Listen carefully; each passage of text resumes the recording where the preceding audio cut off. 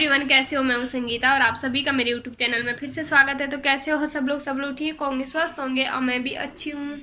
तो टाइम हो रहा है अभी दिन का 12 बज गए हैं। नहाना धोना हो गया है, तबीयत थोड़ा ठीक है लेकिन जुकाम हो गया है। बुखार ठीक हुआ, जुकाम हो गया, बहुत भयंकर वाला जुकाम है। शक्ल देख के आप लोगों को पता चल रहा होगा, आवाज़ भी चेंज हो चुकी है पूरी। तो अभी मौसम चेंज हो रहा है तो अभी होगा ही, एक टाइम होता है जब मौसम चेंज होता है। तो इसलिए मैंने फिर एक दिन वीडियो डाली, फिर 2-3 दिन वीडियो डाल ही नहीं पाई क्योंकि आवाज़ ही नहीं निकल रही थी। तो फिर उसके चक्कर से मैंने वीडियो शूट ही नहीं किया। मैंने कहा जब आवाज़ ही नहीं आ रही तो वीडियो क्या शूट करूँ, तो फिर मैंने नहीं किया। तो आज मैंने सोचा चलो, मैं काफ़ी दिन से सोच रही हूँ, मैं सोच रही थी अंकिता का जो केस हुआ उसके बारे में उनका मैं वीडियो बनाऊंगी, लेकिन वो ये है कि मतलब तबीयत ख़राब थी, उसकी वजह से मैं वीडियो नहीं बना पा रही थी।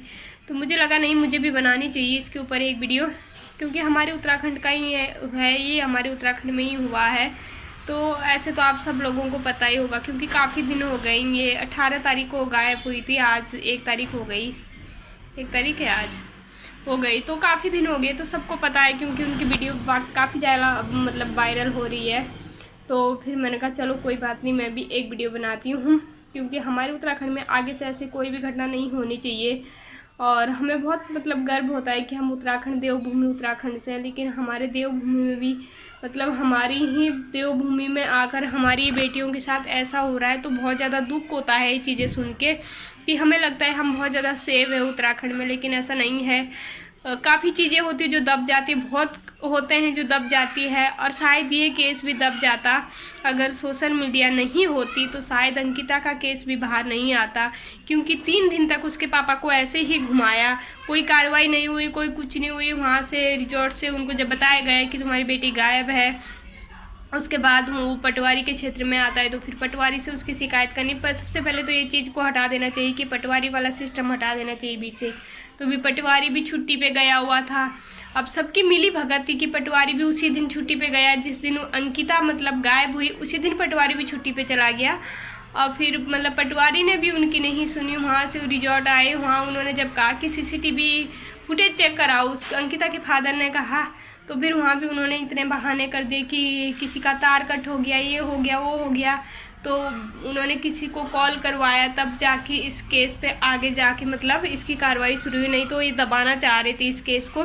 और होता ये कि जो पैसे वाले होते हैं ना, उनके सामने हम गरीबों की कोई इज्जत नहीं होती है, समझते ही नहीं हमें कुछ। तो वही चीज़ है।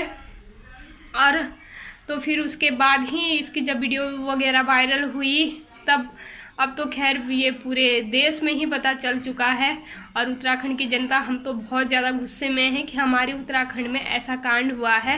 और वो चाहे किसी नेता का बेटा हो, चाहे किसी भी बड़े बाप की औलाद क्यों ना हो, इनको फांसी होनी चाहिए, ताकि आगे से हमारे उत्तराखंड में ऐसा कुछ भी ना हो। जो भी ऐसा करने के बारे में सोचे, वो उनको ये बात ज़रूर याद आई कि हाँ, अंकिता के साथ हुआ था तो उनके कातिलों को क्या सज़ा मिली थी, तभी ये सब चीज़ें रुक सकती है, आगे कम हो सकती है, रुक तो नहीं सकती। क्योंकि जिनका माइंड एक क्रिमिनल होता है, वो तो उनको तो चाहे कुछ भी कर दो, लेकिन कम हो सकती है। तो फिर उनको फांसी ज़रूर होनी चाहिए, मेरे ख्याल से तो उनको फांसी होनी चाहिए। क्योंकि अब उसके माँ बाप है, उनकी बेटी तो वापस नहीं आ सकती और ना वो इस गम को कभी भुला सकते हैं। लेकिन ये है कि उसके कातिलों को अगर सज़ा मिल गई तो कम से कम कहीं ना कहीं उनको तसल्ली होगी कि चलो, हम उनकी बेटी की आत्मा को शांति तो मिलेगी। एक लड़की जो 1 महीने से जॉब कर रही है, बेचारी इस इंतज़ार में थी कि चलो मुझे तनख्वाह मिलेगी। होता है कि भाई 1 महीने से कोई कर रहा है तो बहुत इंतज़ार रहता है कि चलो मुझे मेरी पहली सैलरी मिलेगी, लेकिन उसको क्या मिला? 1 महीने जॉब करके क्या मिला? उसकी तो ज़िंदगी ही चली गई यार, उसको तो मौत दे दी इन लोगों ने।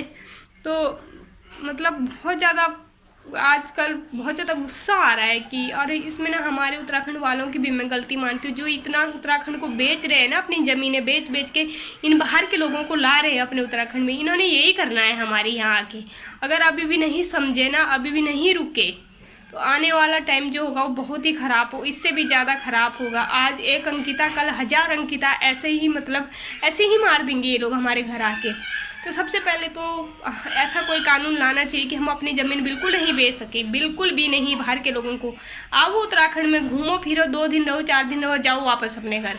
यहाँ किसी को ज़मीन नहीं देनी है, किसी को नहीं बसाना है अपने उत्तराखंड में। हमारा उत्तराखंड बहुत प्यारा है। तो अगर इसको ऐसे ही रखना है तो उत्तराखंड के लोगों को भी जागना होगा। अगर अभी नहीं जागे तो फिर आगे बहुत ज़्यादा प्रॉब्लम, आने वाला समय जो हमारा भविष्य होगा वो बहुत ही ख़राब, इससे भी ज़्यादा ख़राब होगा। तो जो मेरी पर्सनल वो मेरी यही है कि भाई अपनी ज़मीन कभी भी मत बेचो। मतलब हम बेच बेच के नीचे शहर में आ रहे हैं, और जो शहर के लोग गांव में जा रहे हैं वो पागल है जो हमारी ज़मीनें खरीद के वहाँ जा रहे हैं। वो सोच के ही तो जा रहे होंगे ना, ये तो सोचो कम से कम। आप आओ, रहो, शहर में रहो, लेकिन अपनी ज़मीन मत बेचो। आप रहने दो, वैसे ही रहने दो अपनी, लेकिन बेचो मत।